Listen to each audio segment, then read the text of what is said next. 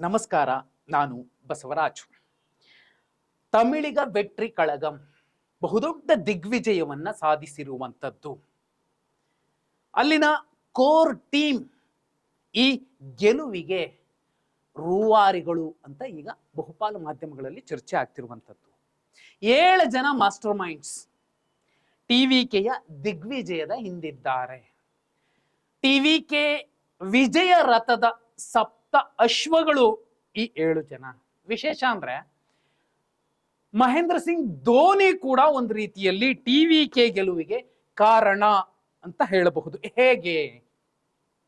ಇನ್ನು ಇಂಪಾರ್ಟೆಂಟ್ ವಿಚಾರ ಅಂದ್ರೆ ವಿಜಯ್ ಅವರ ತಮಿಳಿಗ ವೆಟ್ರಿ ಕಳಗಂ ಗೆದ್ದಿದ್ದು ಕೇವಲ ತಮಿಳುನಾಡನ್ನಷ್ಟೇ ಅಲ್ಲ, ಇನ್ನೂ ಒಂದು ರಾಜ್ಯವನ್ನ ಗೆದ್ದಿದೆ, ಅದು ಪಾಂಡಿಚೇರಿ. ಪಾಂಡಿಚೇರಿಯಲ್ಲಿ 2 ವಿಧಾನಸಭಾ ಕ್ಷೇತ್ರಗಳಲ್ಲಿ ಟಿವಿಕೆ ದಿಗ್ವಿಜಯವನ್ನ ಸಾಧಿಸಿದೆ. ಅದಕ್ಕೆ ಕಾರಣ ಆಗಿದ್ಯಾರು? ಈ 7 ಕುದುರೆಗಳೇನಿದಾವೆ, ವಿಜಯ ರಥದ ಕುದುರೆಗಳು, ಆ ಕುದುರೆಗಳಲ್ಲಿ ಒಂದು ಇಂಪಾರ್ಟೆಂಟ್. ತುಂಬಾ ಸೂಕ್ಷ್ಮವಾಗಿ ನೋಡಿದ್ರೆ ಇಲ್ಲಿ ಡಿಎಂಕೆಯ ಅನುಭವ ಸೇರಿದೆ, ಅಣ್ಣಾ ಡಿಎಂಕೆಯ ಅನುಭವ ಸೇರಿದೆ, ಬಿಜೆಪಿಯ ಅನುಭವ ಸೇರಿದೆ, ವಿಡುದಲೈ ಚಿರತೆಗಳು ಕಚ್ಚಿ ಅನುಭವ ಸೇರಿದೆ. ಇನ್ನು ಇಂಪಾರ್ಟೆಂಟ್ ಅಂದ್ರೆ ಒಬ್ರು IRS ಆಫೀಸರ್ ಇಲ್ಲಿ ತಮ್ಮ ತನುಮನ ಧನಗಳನ್ನ ಸಮರ್ಪಿಸಿದ್ದಾರೆ. ಟಿವಿಕೆ ದಿಗ್ವಿಜಯದ ಹಿಂದಿರುವಂತಹ ಒಬ್ಬೊಬ್ಬ ರೂವಾರಿ ಯಾರು ಅಂತ ನೋಡಿದ್ರೆ ಅದರಲ್ಲಿ ನಂಬರ್ 1 ಕುಳ್ಳಂಪಾಳ್ಯಂ ಅರ್ಥನಾರಿ ಸಂಗೋಟಿಯನ್, KA ಸಂಗೋಟಿಯನ್. 11 ಸಲ ಶಾಸಕರಾಗಿರುವಂತವ್ರು ಇವರು. ಈ ಸಲವೂ ಸೇರಿದ್ರೆ 11, ಈ ಹಿಂದೆ 10 ಸಲ. ವಿಶೇಷ ಅಂದ್ರೆ ನಮ್ಮ ನೆರೆಯ ಸತ್ಯಮಂಗಲಂನಿಂದಲೂ ಕೂಡ ಒಮ್ಮೆ ಶಾಸಕರಾಗಿದ್ದವರು ಅಣ್ಣಾ ಡಿಎಂಕೆ ಪಕ್ಷದಿಂದ. ಅದಲ್ಲದೆ ಗೋಬಿಚೆಟ್ಟಿಪಾಳ್ಯದಿಂದ ಸುಮಾರು 9 ಸಲ ಶಾಸಕರಾಗಿರುವಂತವರು ಈ ಸೆಂಗೋಟಿಯನ್. ನೋಡಿ ಇವರ ಸಾಧನೆ ಏನು? 78 ವರ್ಷ ವಯಸ್ಸಿನ ಸೆಂಗೋಟಿಯನ್ ಸುದೀರ್ಘ 50 ವರ್ಷಗಳ ರಾಜಕಾರಣವನ್ನು ನೋಡಿದವರು. 50 ವರ್ಷಗಳ ರಾಜಕಾರಣದ ಅನುಭವವನ್ನೆಲ್ಲ ಟಿವಿಕೆಗೆ, ವಿಜಯ್ ಅವರ ಪಕ್ಷಕ್ಕೆ ಧಾರೆ ಎರೆದಿದ್ದಾರೆ. ತುಂಬಾ ಇಂಪಾರ್ಟೆಂಟ್ ಅಂದ್ರೆ ಇವರಿಗೆ ಈ ಕೊಯಮತ್ತೂರು ಸೇರಿದಂತೆ ಕೊಂಗನಾಡಿನ ಸುಮಾರು 4 ಜಿಲ್ಲೆಗಳ ಜವಾಬ್ದಾರಿಯನ್ನು ಕೊಡಲಾಗಿತ್ತು. ತಿರುಪ್ಪೂರು, ಈರೋಡು, ಕೊಯಮತ್ತೂರು ಸೇರಿದಂತೆ ಇನ್ನೊಂದು ಊಟಿ ಉದಕಮಂಡಲ, ಪಶ್ಚಿಮ ಜಿಲ್ಲೆಗಳ ಸಂಘಟನೆ ಇವರಿಗಿತ್ತು. ವಿಶೇಷ ಅಂದ್ರೆ ನೋಡಿ, ಈ ಭಾಗದಲ್ಲಿ ಕೊಯಮತ್ತೂರಿನ 10 ವಿಧಾನಸಭಾ ಕ್ಷೇತ್ರಗಳಲ್ಲಿ 6 ಕಡೆ ಟಿವಿಕೆ ಗೆದ್ದಿದೆ. ಈರೋಡ್ನ 8 ವಿಧಾನಸಭಾ ಕ್ಷೇತ್ರಗಳಲ್ಲಿ 5 ಕಡೆ ಟಿವಿಕೆ ಗೆದ್ದಿದೆ.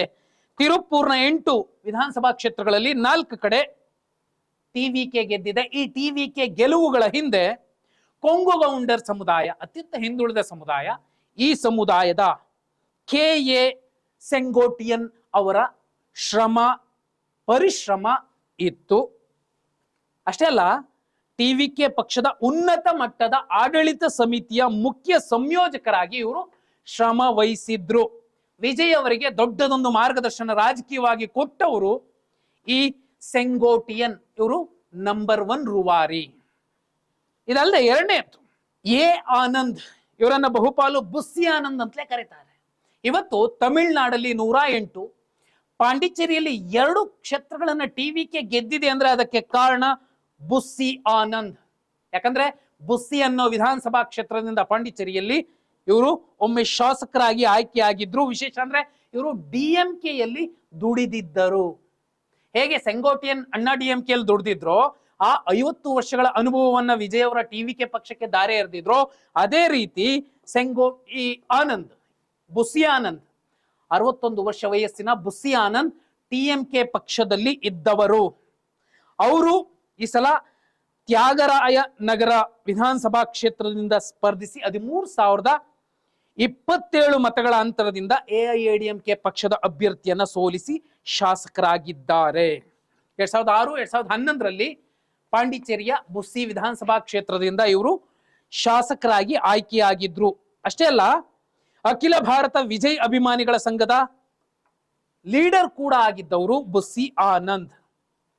ವಿಶೇಷ ಅಂದ್ರೆ ವಿಜಯ್ ಮಕ್ಕಳ್ ಇಯಕ್ಕಂ ಅಂದ್ರೆ ವಿಜಯ್ ಅಭಿಮಾನಿಗಳ ಸಂಘ, ಈ ಜವಾಬ್ದಾರಿಯನ್ನ ಹೊತ್ಕೊಂಡು ಟಿವಿಕೆಯಲ್ಲಿ ವಿಜಯ್ ಅವರ ಅತ್ಯಂತ ಆಪ್ತ ವರ್ಗದಲ್ಲಿ ಗುರುತಿಸಿಕೊಂಡಿದ್ದಂತಹ ಪ್ರಮುಖರು ಮೊದಲಿಗರು ಆನಂದ್. 234 ವಿಧಾನಸಭಾ ಕ್ಷೇತ್ರಗಳಲ್ಲಿ ಟಿವಿಕೆ ಪಕ್ಷದ ಕಾರ್ಯಚಟುವಟಿಕೆಗಳನ್ನ ಮತ್ತು ಪ್ರಚಾರ ಸಮಿತಿಯ ಹೊಣೆಯನ್ನ ಹೊತ್ತಿದ್ದು ಆನಂದ್. ಇದೇ ಬುಸ್ಸಿ ಆನಂದ್.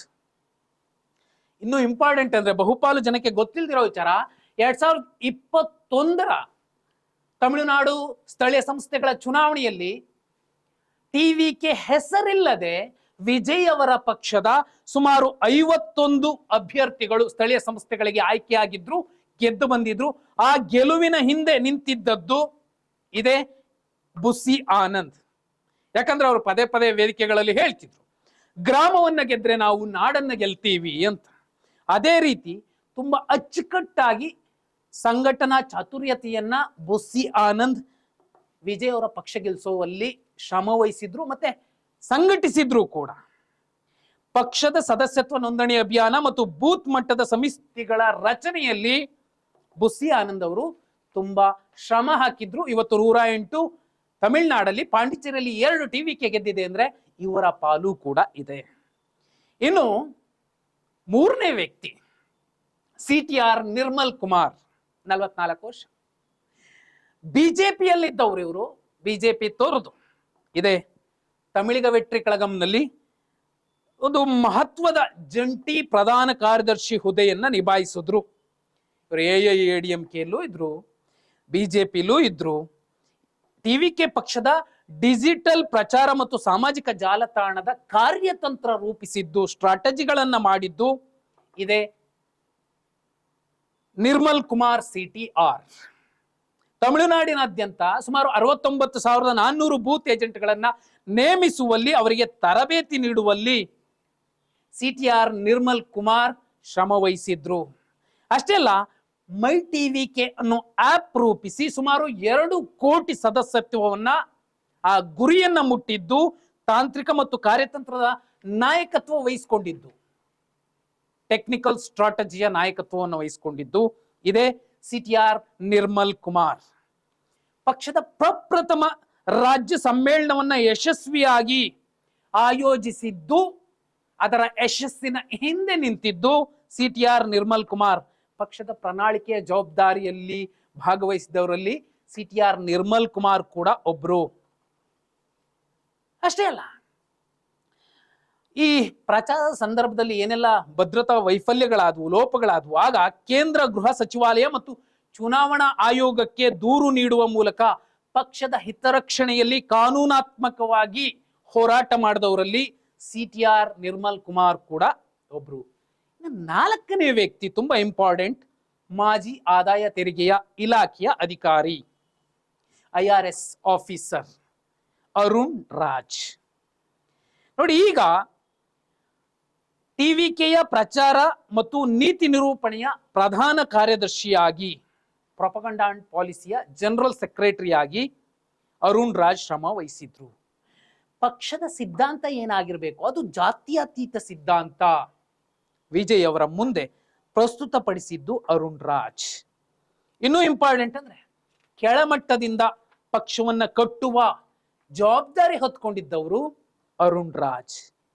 ನಮಗೆ ಸೈದ್ಧಾಂತಿಕ ವಿರೋಧಿ, ಸಾಂಪ್ರದಾಯಿಕ ವಿರೋಧಿ ಯಾರು ಅಂತ ಹೇಳೋ ಮೂಲಕ ಒಂದು ಬಿಜೆಪಿ, ಮತ್ತೊಂದು ದ್ರಾವಿಡ ಮುನ್ನೇತ್ರ ಕಳಗಂ ಅನ್ನೋದನ್ನ ತೋರಿಸಿಕೊಟ್ಟಿದ್ದು ಟಿವಿಕೆ ಪಕ್ಷಕ್ಕೆ ಇದೇ ಅರುಣ್ ರಾಜ್. 15 ವರ್ಷಗಳ IRS ಸೇವೆಯ ಆಡಳಿತಾತ್ಮಕ ಅನುಭವವನ್ನ ಟಿವಿಕೆಗೆ ಧಾರೆ ಎರೆದು ಸಾಂಸ್ಥಿಕ ರಚನೆಯನ್ನ ವೃತ್ತಿಪರಗೊಳಿಸುವಲ್ಲಿ ಶ್ರಮಿಸಿದವರು ಈ ಅರುಣ್ ರಾಜ್. ಇನ್ನು ಇಂಪಾರ್ಟೆಂಟ್ ಅಂದ್ರೆ, ತಿರುಚೆಂಗೋಡ್ ವಿಧಾನಸಭಾ ಕ್ಷೇತ್ರದಿಂದ ಸ್ಪರ್ಧಿಸಿ 60 ವರ್ಷಗಳಿಂದ ಆಳ್ತಿರುವಂತಹ DMK ಪಕ್ಷವನ್ನ, ಅದರ ಭ್ರಷ್ಟಾಚಾರ ಮತ್ತು ಅಪಾರದರ್ಶಕವಾದಂತಹ ಆಡಳಿತಗಳೇನಿದ್ವು, ಅಥವಾ ನಾಯಕರ ಕೆಲವು ರಾಜಕೀಯ ಕುಟುಂಬ ರಾಜಕಾರಣದ ವಿಚಾರಗಳೇನಿದ್ವು, ಅವೆಲ್ಲವನ್ನ ಕೂಡ ಜನತೆಯ ಮುಂದಿಟ್ಟು ನಿಮಗೆ ಬೇಕಿರುವಂಥದ್ದು ಯಾರು ಅನ್ನೋದನ್ನ ತೋರಿಸ್ಕೊಟ್ಟಿದ್ದು ಆಡಳಿತಾತ್ಮಕ ಸಮಸ್ಯೆಗಳು, ಅದಕ್ಕೆ ಪರಿಹಾರಗಳನ್ನ ಹುಡುಕುವ ರೀತಿ ನೀತಿಗಳನ್ನ ಟಿವಿಕೆಯ ನಾಯಕರಿಗೆ ಹೇಳಿಕೊಟ್ಟಿದ್ದು ಅರುಣ್ ರಾಜ್. ಅವರ ಪಾತ್ರವೂ ಕೂಡ ಇಲ್ಲಿ ಇಂಪಾರ್ಟೆಂಟ್ ಆಗತ್ತೆ. ಇನ್ನು 5ನೇ ವ್ಯಕ್ತಿ ಆಧವ್ ಅರ್ಜುನ್. ವಿಡುದಲೈ ಚಿರತೆಗಳ್ ಕಚ್ಚಿ ಪಕ್ಷದಲ್ಲಿ ಉಪ ಪ್ರಧಾನ ಕಾರ್ಯದರ್ಶಿ ಆಗಿದ್ದಂತಹ ಇವರು ಜನವರಿ 2025ರಲ್ಲಿ ಟಿವಿಕೆ ಪಕ್ಷವನ್ನ ಸೇರ್ತಾರೆ. ಅಲ್ಲಿಗೆ ವಿಸಿಕೆಯ ಅನುಭವ ಕೂಡ ಇಲ್ಲಿ ಟಿವಿಕೆಗೆ ಧಾರೆ ಎರೆದಿದ್ದಾರೆ. ಎಲ್ಲ ಪಕ್ಷಗಳಲ್ಲಿ ಇದ್ದವರು, ಎಲ್ಲ ಸಮಸ್ಯೆಗಳನ್ನ ನೋಡಿದವರು ಒಟ್ಟಿಗೆ ಸೇರೋ ಮೂಲಕ ಇವರು ಆಧವ್ ಅರ್ಜುನ್ ವಿಜಯ್ ಅವರ ಪಕ್ಷದ ದಿಗ್ವಿಜಯಕ್ಕೆ ಕಾರಣಕರ್ತರಾದ್ರು. ಚುನಾವಣಾ ತಂತ್ರ ರೂಪಿಸುವಿಕೆಯಲ್ಲಿ ಇವರ ಶ್ರಮ ಕೂಡ ಇತ್ತು. ವಿಶೇಷ ಅಂದ್ರೆ ಬೂತ್ ಗೆದ್ರೆ ನಾವು ಚುನಾವಣೆ ಗೆಲ್ತೀವಿ ಎನ್ನುವಂತಹ ಸ್ಲೋಗನ್ ಅನ್ನ ಕೊಟ್ಟು ಬೂತ್ ಏಜೆಂಟ್ಗಳಿಗೆ, ಅದು 69,400 ಮಂದಿ ವಿಜಯ್ ಅವರ ಅಪ್ಪಟ ಅಭಿಮಾನಿಗಳಿಗೆ ಗೆಲುವಿನ ಸೂತ್ರವನ್ನ ಹೇಳಿಕೊಟ್ಟವರು ಆಧವ್ ಅರ್ಜುನ್. ಡಿಜಿಟಲ್ ಮಾರ್ಕೆಟಿಂಗ್, ಆಧುನಿಕ ಪ್ರಚಾರದ ತಂತ್ರಗಳ ಮೂಲಕ ಮತ್ತಷ್ಟು ವಿಜಯ್ ಅವರಿಗೆ ಮೆರುಗನ್ನ ಮತ್ತು ಜನ ಬೆಂಬಲವನ್ನ ಕ್ರೋಢೀಕರಿಸುವಲ್ಲಿ ಶ್ರಮಿಸಿದವರು ಆಧವ್ ಅರ್ಜುನ್. ಯುವ ಶಕ್ತಿಯನ್ನ ಸಾಕಷ್ಟು ಸೆಳೆಯುವಲ್ಲಿ ಇವರ ಪಾತ್ರವೂ ಕೂಡ ಬಹುಮುಖ್ಯ. ಇದು ಬಿಟ್ರೆ ಜೆಪ್ಯಾಕ್, ಹೇಗೆ ಪ್ರಶಾಂತ್ ಕಿಶೋರ್ ಅವರ ಒಂದು ಸ್ಟ್ರಾಟಜಿಕ್ ಟೀಮ್ ಇದೆ, ಸುನೀಲ್ ಕನ್ನುಗೋಲು ಅವರ ಸ್ಟ್ರಾಟಜಿಕ್ ಟೀಮ್ ಇದೆ, ಅದೇ ರೀತಿ ಇಲ್ಲಿ ಟಿವಿಕೆ ಪಕ್ಷಕ್ಕೆ ಜೊತೆಯಾಗಿ ನಿಂತವರು ಜೆಪ್ಯಾಕ್ ಮುಖ್ಯಸ್ಥ ಜಾನ್ ಆರೋಗ್ಯ ಸ್ವಾಮಿ. 2018ರ ಕರ್ನಾಟಕ ರಾಜ್ಯ ವಿಧಾನಸಭಾ ಚುನಾವಣೆಯ ಸಂದರ್ಭದಲ್ಲಿ ಸಿದ್ದರಾಮಯ್ಯ ಅವರಿಗೆ 2 ಕ್ಷೇತ್ರಗಳಲ್ಲಿ ಸ್ಪರ್ಧಿಸುವಂತೆ ಹೇಳುವ ಮೂಲಕ ಅವರ ರಾಜಕೀಯ ಭವಿಷ್ಯವನ್ನ ಮಂಕಾಗದಂತೆ ನೋಡಿಕೊಂಡವರು ಇದೇ ಜಾನ್ ಆರೋಗ್ಯ ಸ್ವಾಮಿ. ವಿಶೇಷ ಅಂದ್ರೆ ಇದೇ ಪೊಲಿಟಿಕಲ್ ಸ್ಟ್ರಾಟಜಿಸ್ಟ್ ಟಿವಿಕೆಯ ನಾಯಕ. ಇವತ್ತು 2 ಕಡೆ ಸ್ಪರ್ಧಿಸುವಂತೆ ಮಾಡಿದ್ದು ವಿಜಯ್ ಅವರು ಸ್ಪರ್ಧಿಸಿ 2 ಕಡೆ ಗೆಲ್ಲುವಂತೆ ನೋಡಿಕೊಂಡಿದ್ದು ಇದೇ ಜಾನ್ ಆರೋಗ್ಯ ಸ್ವಾಮಿ. ಮಹಾರಾಷ್ಟ್ರದ ಶಿವಸೇನೆ ಪಕ್ಷಕ್ಕೆ ಪ್ರಮುಖ ಸಲಹೆಗಾರರಾಗಿದ್ದವರು. 2017ರ ಮುಂಬೈ ಮಹಾನಗರ ಪಾಲಿಕೆಯ ಚುನಾವಣೆಯ ಸಂದರ್ಭದಲ್ಲಿ ಇವರ ಶ್ರಮ ಮತ್ತು ಶಿವಸೇನೆಯ ಗೆಲುವು ಕೂಡ ಮುಖ್ಯ ಆಗಿತ್ತು. 2018ರಲ್ಲೂ ಕೂಡ ಕರ್ನಾಟಕ ಕಾಂಗ್ರೆಸ್ಗೆ, ಅದರಲ್ಲಿ ಸಿದ್ದರಾಮಯ್ಯ ಅವ್ರ ಟೀಮ್ಗೆ ಮಾತ್ರ ಜೊತೆಯಾಗಿ ನಿಂತಿದ್ದವರು ಇದೇ ಜಾನ್ ಆರೋಗ್ಯ ಸ್ವಾಮಿ. NDA ಜೊತೆಲಿ ಹೋದ್ರೆ ನಾವು ಗೆಲ್ಲೋದಿಲ್ಲ, ನಾವು 3ರಲ್ಲಿ ಮತ್ತೊಂದು ಆಗ್ತೀವಿ ಅಂತ ಇವರಿಗೆ ವಿಜಯ್ ಅವರಿಗೆ ತುಂಬಾ ಸ್ಟ್ರಾಟಜಿಕಲಿ ಅಂಕಿಅಂಶಗಳ ಸಮೇತ ತೋರಿಸಿಕೊಟ್ಟು, ನಮ್ಮ ರಾಜಕೀಯ ವಿರೋಧಿ, ಐಡಿಯಾಲಜಿಕಲ್ ವಿರೋಧಿ ಯಾರು? ರಾಜಕೀಯ ವಿರೋಧಿ ಸ್ಟಾಲಿನ್ DMK, ಐಡಿಯಾಲಜಿಕಲ್ ವಿರೋಧಿ ಅದು ಬಿಜೆಪಿ ಅಂತ ಜನಕ್ಕೆ ತಿಳಿಸುವ ರೀತಿಯಲ್ಲಿ ವಿಜಯ್ ಅವರನ್ನ ತರಬೇತು ಪಡಿಸಿದ್ದು, ಅವರ ಬೆನ್ನಿಗೆ ನಿಂತಿದ್ದು ಜಾನ್ ಆರೋಗ್ಯ ಸ್ವಾಮಿ. ಇವರೆಲ್ಲರಿಗಿಂತ ಮುಖ್ಯ ಅಂದ್ರೆ ಅದು ಇಬ್ಬರು ಬಿಹಾರಿಗಳು. ಒಬ್ರು ವಿಜಲ್ ಪೋಡು ಅಂತ CSKಯನ್ನ ಗೆಲ್ಲಿಸಿದಂತಹ ಧೋನಿ, ಅವ್ರನ್ನ ಬಿಟ್ರೆ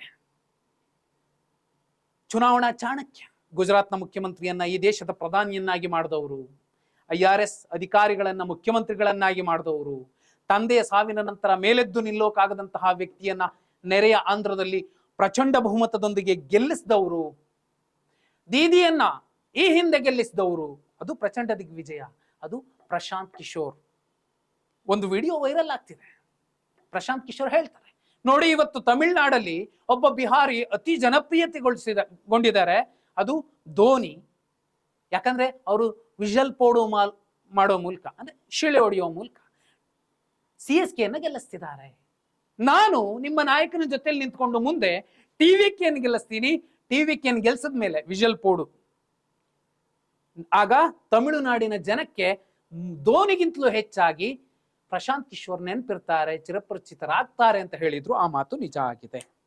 ಪ್ರಶಾಂತ್ ಕಿಶೋರ್ ಅವರ ಸಲಹೆ ಸಹಕಾರಗಳು ಕೂಡ ಟಿವಿಕೆ ಗೆಲ್ಲೋದಕ್ಕೆ ಕಾರಣಕರ್ತ